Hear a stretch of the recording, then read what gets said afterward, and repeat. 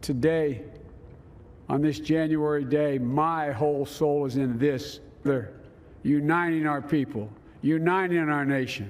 And I ask every American to join me in this cause.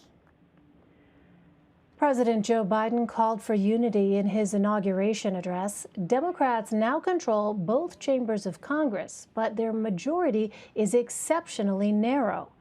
Much of the legislation needed to address the pandemic and racial injustice has been held up in an increasingly divided Congress.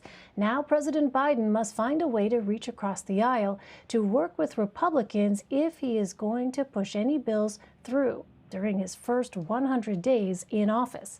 Let's bring in CBS News political contributor and Democratic strategist, Lynda Tran. Hi there, Lynda. So the divisions in Congress are not between just Republicans and Democrats, but interestingly between the moderate and progressive wings of the Democratic Party. So how would you like to see the Biden administration proceed?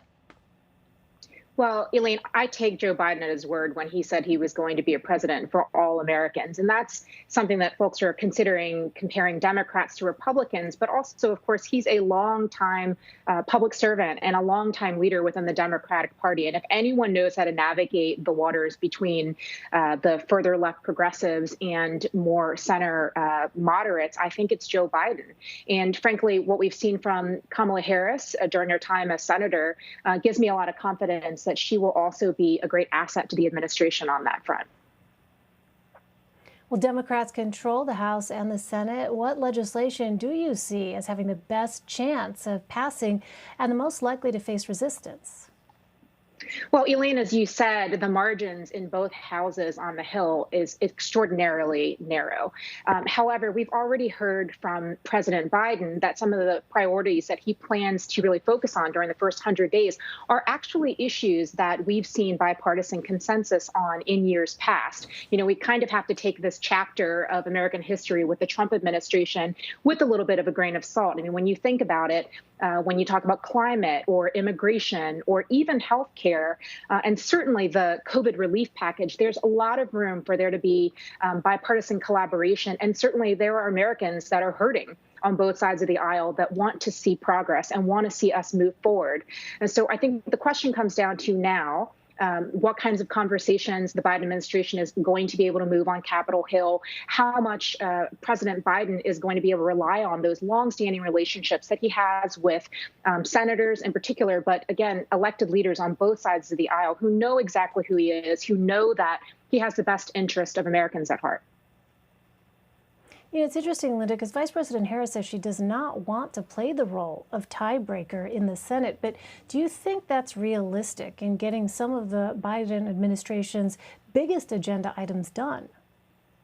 You know, I really understand why Vice President Harris is saying that. I mean, the truth is, you know, our recent history has been so marred by obstruction, by members of Congress saying things like during the Obama administration, it was going to be his Waterloo, healthcare reform. It's become so much the norm. And while our government is inefficient by design, it is meant to be methodical. It is meant to be thoughtful about legislation that's going to impact millions of Americans all around the country. It shouldn't be a Congress where you can't get anything done. And I think the point that Vice President Harris is making is that there's a lot of work that has to be done. There's a lot of good legislation that can be developed over the next few weeks and months. And the ideal is for there to be a majority in both houses that can get behind that and put this period of divisiveness and obstruction behind us. Lynda, you mentioned the fact that people on both sides of the aisle are hurting across this country, and President Biden does face some daunting issues, most urgently the pandemic. So Congress recently passed what some Democrats considered a down payment on a COVID relief bill. Do you think another relief bill is likely within the first 100 days? I think if Americans have anything to say about it, Elaine, that it's highly likely that another COVID relief bill is going to pass. I mean, $600 was never going to go a very long way towards helping people who are worried about whether they're going to be able to keep the roofs over their heads, worried about how they're going to pay for their next round of groceries. And so if we can get Congress to move another $1,400 to come to a total of $2,000 in relief to Americans, that's a start.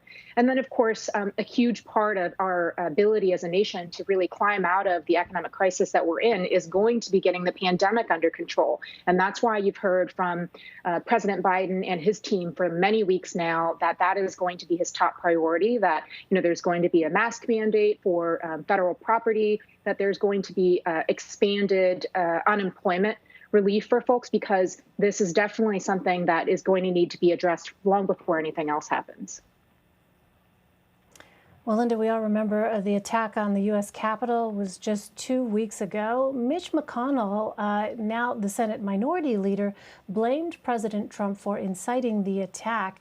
What is it that Democrats want to see happen with those responsible, and what do McConnell's comments indicate to you? Do they suggest maybe an openness that wasn't there in the previous impeachment? Elaine, in a word, what Democrats want is accountability. And we saw the first part of that just a few days ago when Donald Trump became the first president ever to be impeached twice. But we always knew that it was going to come down to potential Senate conviction. And what the former Majority Leader, the now Minority Leader, Mitch McConnell, has been telegraphing over the last 10 or so days is that he's potentially open to the idea of a conviction. And ultimately, what the Senate will need is an additional 17 Republican senators to side with Democrats, assuming that Democrats hold the line with the 50 folks that are on that side of the aisle. That's what will be needed in order to convict Donald Trump and ensure that he would never be able to run for office again.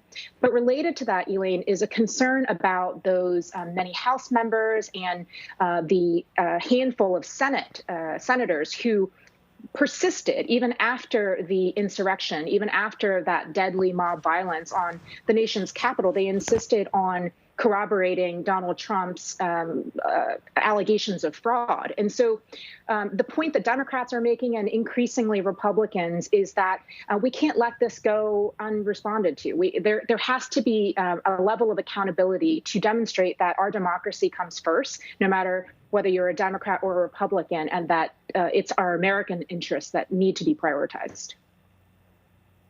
Lynda Tran, Lynda, it is great to see you. Thank you so much. Thank you.